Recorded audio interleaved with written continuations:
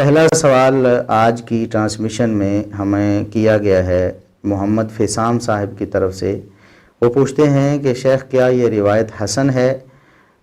اثبات و عذاب القبر امام بہقی رحمہ اللہ تعالیٰ کی کتاب ہے، وہاں سے انہوں نے ایک روایت نقل کی ہے جس کے مطابق سیدنا ابن عمر رضی اللہ عنہما بیان کرتے ہیں کہ وہ ایک دن ایک غزوے سے واپس آ رہے تھے، کچھ قبروں کے پاس سے گزرے تو اچانک ایک قبر سے ایک شخص آگ میں جلتا ہوا، آگ میں لپٹا ہوا باہر نکلا۔ اس کے گلے، اس کی گردن میں ایک بیڑی پڑی ہوئی تھی، یعنی ایک چین تھی لوہے کی، وہ اس کو گھسیٹتا ہوا آ رہا تھا، بہت زیادہ بڑی تھی وہ بیڑی اور چین، اور وہ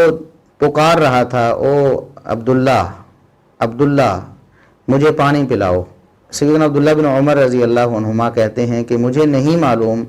کہ اس نے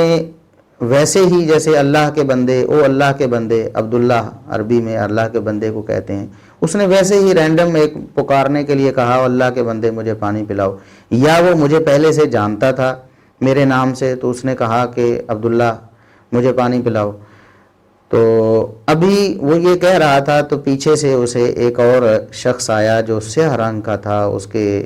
ہاتھ میں کوڑا تھا، اور وہ کہہ رہا تھا کہ عبداللہ اسے پانی نہ پلاؤ، اسے پانی نہ پلاؤ، یہ کافر ہے۔ پھر اس نے اسے پکڑ لیا اور اس کی زنجیر سے یا اس کی جو بیڑی تھی اس سے گھسیٹ کر اسے وہ قبر میں لے گیا، اور وہ دونوں قبر میں میرے سامنے داخل ہو گئے۔ میں انہیں دیکھ رہا تھا اور میرے دیکھتے دیکھتے قبر میں داخل ہو گئے اور قبر ان پر بند ہو گئی۔ یہ سیدنا عبداللہ بن عمر رضی اللہ عنہما سے مروی روایت ہے جو فیسام بھائی نے پوچھی ہے کہ یہ کیسی ہے۔ تو ہم نے اس کی سند کی تحقیق کی ہے، اس کی سند واقعی حسن ہے، یعنی یہ واقعہ واقعی رونما ہوا، سیدنا عبداللہ بن عمر رضی اللہ عنہما نے ایسا دیکھا۔ اب اس کے بارے میں آگے ہم کیا تبصرہ کریں گے یا ہم اس کے بارے میں کیا رائے رکھیں گے، یہ واقعہ کس نوعیت کا تھا، تو اس حوالے سے پہلی بات تو یہ امام بہقی رحمہ اللہ تعالیٰ نے اسے اثبات و عذاب القبر اپنی کتاب جس میں عذاب قبر کے اس بات پہ انہوں نے احادیث اور آثار روایت کیے ہیں، اس میں انہوں نے اسے روایت کیا ہے، یعنی امام بہقی رحمہ اللہ کی نظر میں یہ عذاب قبر کا واقعہ ہے۔ اور وہ قبر میں بندے کو عذاب ہو رہا تھا تو وہ باہر آیا، عبداللہ بن عمر رضی اللہ عنہما نے دیکھ لیا۔ اس حوالے سے ایک دو باتیں یاد رکھنے والی ہیں کہ صحیح بخاری میں 1338 نمبر 1338 نمبر حدیث ہے، نبی کریم صلی اللہ علیہ وسلم نے فرمایا کہ قبر میں جب عذاب ہوتا ہے لوگوں کو، کفار کو یا منافقین کو یا فجار کو،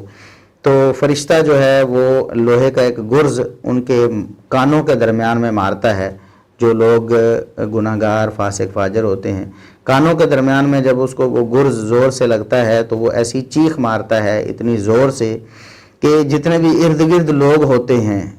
لوگ نہیں، جتنی بھی چیزیں ہوتی ہیں ارد گرد، وہ ساری سنتی ہیں سوائے ثقلین کے، یعنی جنوں انس کے علاوہ باقی ساری مخلوق جو ارد گرد موجود ہوتی ہے قبرستان کے یا قبر کے، وہ اس عذاب کو، آواز کو سنتی، اس کی چیخ کو سنتی ہے۔ تو ایک یہ حدیث ہے، اور دوسری صحیح مسلم میں 2868 نمبر حدیث ہے، نبی کریم صلی اللہ علیہ وسلم نے فرمایا فلولا اللہ تدافنوا لدعوت اللہ ان یسمعکم من عذاب القبر الذی اسمع منہ، اگر مجھے اس بات کا خدشہ نہ ہو کہ تم اپنے مردوں کو دفنانا ہی چھوڑ دو گے ڈر سے، تو میں اللہ سے ضرور دعا کرتا کہ وہ تمہیں بھی عذاب قبر سنائے جس طرح مجھے سناتا ہے۔ یعنی نبی کریم صلی اللہ علیہ وسلم کا یہ خاصہ تھا کہ آپ کو عذاب قبر، جہاں بھی عذاب قبر ہو رہا ہوتا آپ صلی اللہ علیہ وسلم کو سنتا تھا، اور آپ صلی اللہ علیہ وسلم نے اللہ سے یہ دعا نہیں کی کہ وہ لوگوں کو بھی سنا دے، اس لیے نہیں کی کہ لوگ اگر عذاب قبر کو سن لیں تو ڈر کے مارے اپنے مردوں کو دفنانا بند کر دیں کہ ہمارے مردوں کو تو قبروں میں عذاب ہوگا، ہم کیوں دفنائیں۔ تو یہ دو حدیثیں بھی مد نظر رکھیں، اس سے یہ معلوم ہوتا ہے کہ عام حالات میں لوگوں کو، انسانوں اور جنوں کو عذاب قبر کا ادراک نہیں ہوتا۔ قبر میں عذاب ہو بھی رہا ہے، آپ اوپر کھڑے ہیں، آپ کو ادراک نہیں ہوگا عذاب قبر کا۔ اور اسی طرح آوازیں جو قبر کے عذاب میں مبتلا شخص کی نکلتی ہیں، وہ بھی نبی کریم صلی اللہ علیہ وسلم تو سنتے تھے، لیکن عام لوگ انسان اور جن اسے نہیں سنتے۔ تو سیدنا عبداللہ بن عمر رضی اللہ عنہما کا یہ واقعہ ایک خاص واقعہ ہے جو مستثنا ہے عام دلائل سے، کہ عام لوگ نہیں سنتے، عام لوگ عذاب قبر کو نہیں دیکھ پاتے۔ عبداللہ بن عمر رضی اللہ عنہما کا یہ واقعہ اس سے مستثنا ہے۔ اللہ رب العزت نے اپنے نبی کریم صلی اللہ علیہ وسلم کے صحابی عبداللہ بن عمر رضی اللہ عنہما کو بھی ایک موقع پر